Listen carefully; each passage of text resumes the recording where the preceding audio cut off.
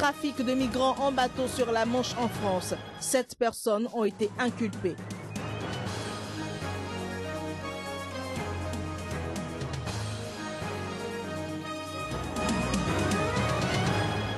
En Bosnie, 7 ans de prison pour un imam soutenant l'État islamique. Il a entre autres encouragé ses adeptes à aller combattre en Syrie.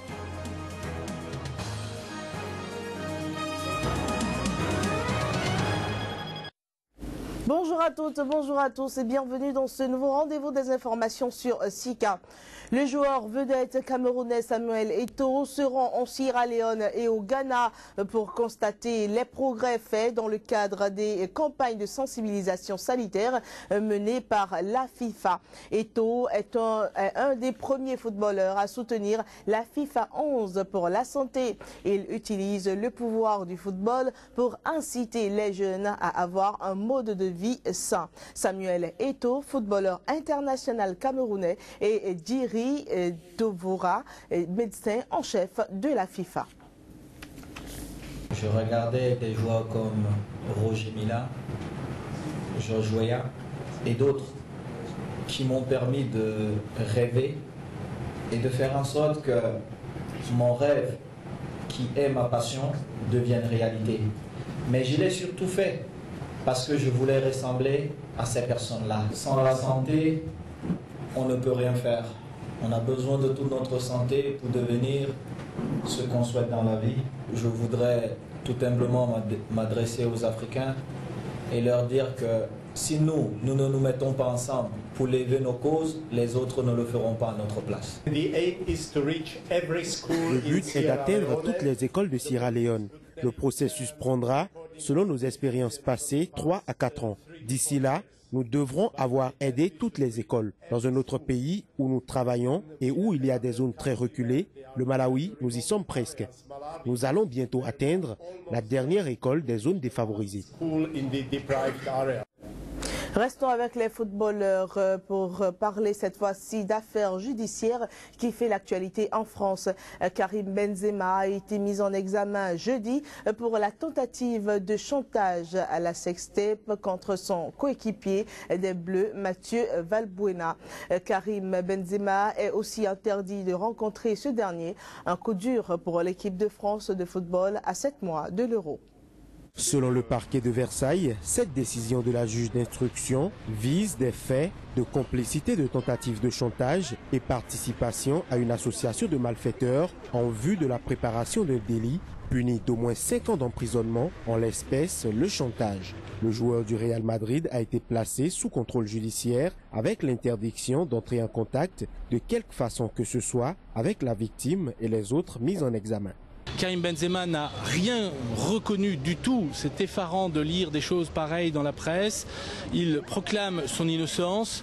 Il est vraiment de tout cœur avec son ami Mathieu Valbuena. Lui aussi a subi d'ailleurs les mêmes tentatives. Il n'a pris aucune part, je dis bien aucune part, à du chantage ou d'une tentative de chantage. 5 ans après l'affaire Zaya, soldée par une relaxe générale en 2014, ce nouveau scandale au sein de l'équipe de France n'est pas pour arranger les affaires du sélectionneur Didier Deschamps. En effet, l'interdit judiciaire empêche désormais l'attaquant vedette des Bleus de fouler la pelouse aux côtés de Valbuena. Deschamps a d'ailleurs choisi de ne convoquer aucun des deux lors de sa liste entrant dans le cadre des matchs amicaux face à l'Allemagne et l'Angleterre.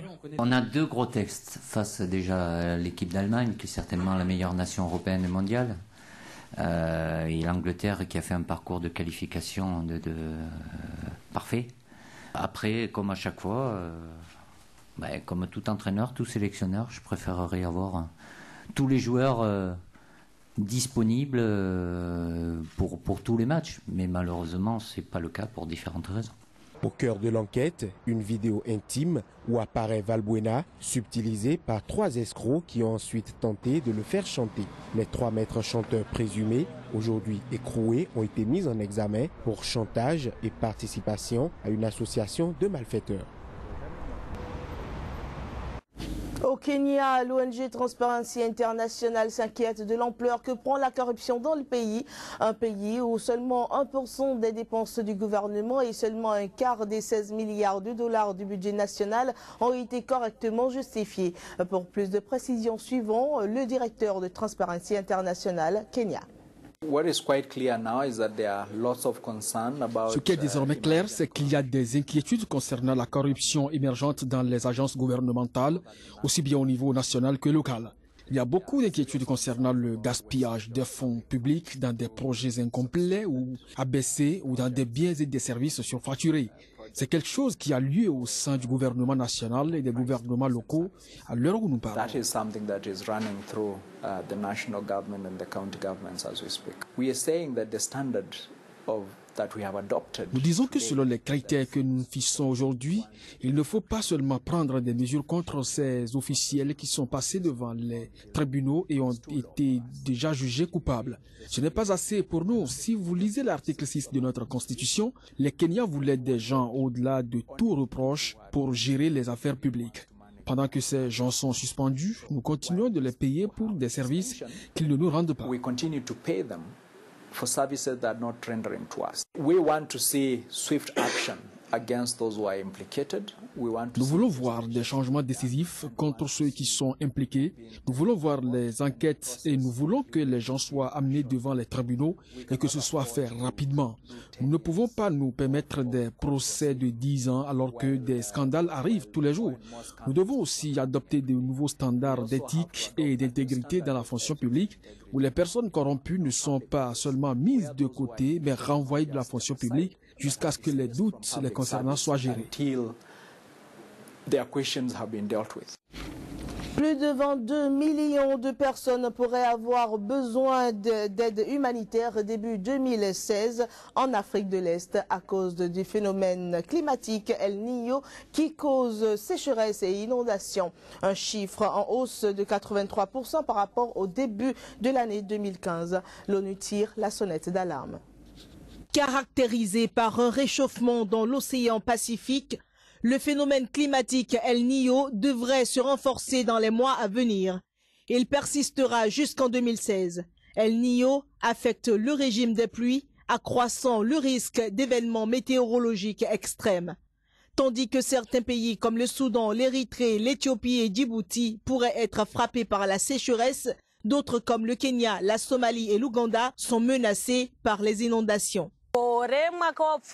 Cette saison a été très difficile à cause du manque de pluie. Nous attendions la pluie pour nos champs, mais rien n'est tombé. Pour le Bureau de coordination des affaires humanitaires OCHA, l'Éthiopie est une source de préoccupation majeure. Le nombre de personnes en insécurité alimentaire y est passé de 2,9 millions début 2015 à 8,2 millions aujourd'hui. L'OCHA précise que ce chiffre pourrait monter à 15 millions au début 2016. Le El Niño de cette année sera probablement l'un des pires jamais connus. Ce qu'il va faire, c'est mettre beaucoup de personnes à risque dans une situation où elles devront avoir recours au programme alimentaire mondial. Et cela va se produire à grande échelle, d'Amérique centrale jusqu'en Afrique du Sud et de l'Est. Et cela va mettre nos capacités à réagir à rude épreuve. Les gouvernements et organisations humanitaires courent après la montre pour se préparer aux inondations provoquées par El Niño. 2,7 millions à 3,5 millions de personnes pourraient être affectées par les inondations. En 2011 déjà, l'Afrique de l'Est avait été touchée par une sécheresse d'une ampleur exceptionnelle. Cette dernière avait affecté plus de 12 millions de personnes. 7 personnes soupçonnées d'organiser des passages illégaux de migrants au départ du nord de la France et à destination de l'Angleterre ont été inculpées et écrouées jeudi. L'annonce a été faite par le parquet de Lille.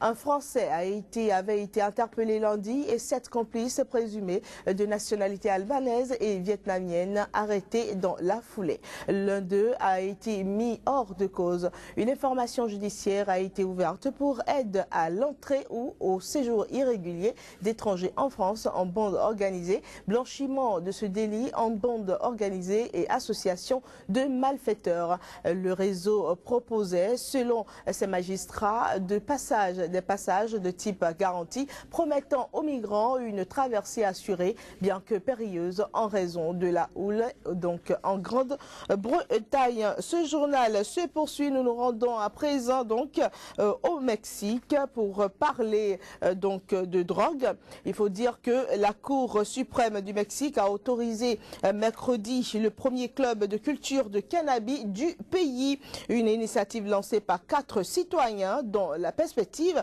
d'ouvrir le débat sur la législation des drogues douces.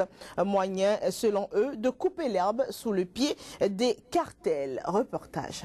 Le club est baptisé Société mexicaine de consommation personnelle responsable et tolérante SMART.